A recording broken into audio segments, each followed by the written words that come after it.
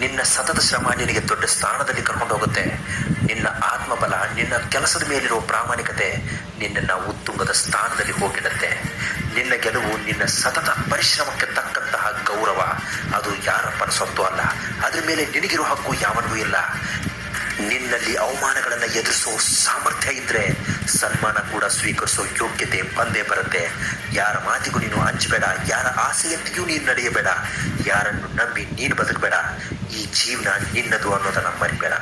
ನೀನು ಕಷ್ಟದಲ್ಲಿದ್ದಾಗ ನಿನ್ನನ್ನು ಆಡ್ಕೊಂಡು ನಗೋರೆ ಹೆಚ್ಚು. ಆಡಿಕೊಳ್ಳಲಿ, ಅವಮಾನ ಆದಾಗಲೇ ನಿನ್ನಲ್ಲಿ ಗೆಲುವಿನ ಛಲ ಹುಟ್ಟೋದು. ನಿನ್ನ ಗೆಲುವನ್ನು ಯಾರ ಕೈಲೂ ತಳಿಸೋಕ್ಕಾಗಲ್ಲ. ಮುಂದೆ ಸಾಕ್ತಾ ಇರು, ಕಷ್ಟ ಪಡ್ತಾ ಇರು. ಮೈ ಡಿಯರ್ ಫ್ರೆಂಡ್, ತಾಳ್ಮೆ ಕೆಲವೊಮ್ಮೆ ಕಹಿ ಅನಿಸ್ಬಹುದು, ಆದರೆ ಅದರ ಫಲ ಯಾವತ್ತೂ ಸಿಹಿಯಾಗೇ ಇರುತ್ತೆ.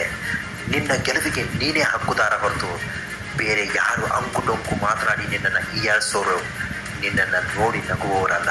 ನಿನ್ನ ಕೆಲಸ ನೀನು ಪ್ರಾಮಾಣಿಕವಾಗಿ ಮಾಡ್ತಾನೆ ಹೋಗು. ಪರಿಶ್ರಮ ನಿನ್ನದಾಗಲಿ, ಫಲ ದೇವರ ಹತ್ರ ಬಿಡು. ಈ ಕ್ಷಣ ಮಾತ್ರ ನಿನ್ನದು.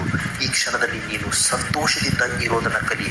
ಫಲಾಪೇಕ್ಷೆ ಇಲ್ಲದೆ ಸಂತೋಷದಿಂದ ಪ್ರಾಮಾಣಿಕತೆಯಿಂದ ನೀನು ನಿನ್ನ ಕೆಲಸ ಮಾಡಿದ್ರೆ ಫಲ ನಿನಗಲ್ಲದೆ ಬೇರೆ ಯಾರಿಗೂ ಸಿಗಲ್ಲ. ಹಣತೆ ಮಾತಾಡೋದಿಲ್ಲ, ಆದರೆ ಬೆಳಕು ಅದರ ಪರಿಚಯ ನೀಡುತ್ತೆ. ಅದೇ ರೀತಿ ನೀನು ನಿನ್ನ ಒಳ್ಳೆತನವನ್ನು ಯಾರ ಮುಂದೆನೂ ತೋರ್ಪಡಿಸ್ಬೇಡ.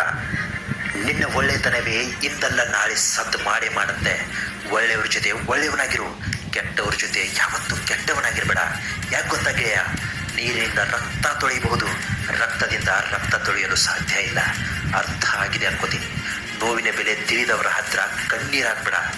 ವ್ಯರ್ಥವಾಗಿ ಯಾರ ಮುಂದೆನೂ ಮಾತನಾಡಬೇಡ. ನಿನ್ನನ್ನು ಹೊಗಳೋರ್ಗಿಂತ ಆಡಿಕೊಳ್ಳೋರೇ ಜಾಸ್ತಿ ಅನ್ನೋದನ್ನು ಮರಿಬೇಡ. ಕೊನೆಗೊಂದು ಮಾತು ಹೇಳ್ತೀನಿ ಕೇಳು, ಯಾರಿಂದಲೂ ಏನನ್ನೂ ನಿರೀಕ್ಷೆ ಮಾಡಬೇಡ.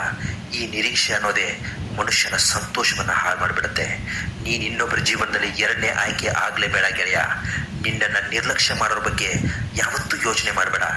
ಅವರ ವರ್ತನೆ ಸರಿ ಹೋಗದೇ ಇದ್ದರೆ ನೀನೇ ಅಲ್ಲಿಂದ ಹೊರಗೋಗ್ಬಿಡು. ಇಂತಹ ಮತ್ತೊಂದು ಒಳ್ಳೆಯ ಕಂಟೆಂಟ್ ತಗೊಂಡು ನಾಳೆ ನಿಮ್ಮ ಮುಂದೆ ತಪ್ಪದೇ ಹಾಜರಾಗಿರ್ತೀನಿ. ನೀವೊಂದು ವೇಳೆ ಚಾನಲ್ನ ಸಬ್ಸ್ಕ್ರೈಬ್ ಮಾಡಿಲ್ಲ ಅಂದರೆ ದಯವಿಟ್ಟು ಸಬ್ಸ್ಕ್ರೈಬ್ ಮಾಡ್ಕೊಳ್ಳೋದನ್ನ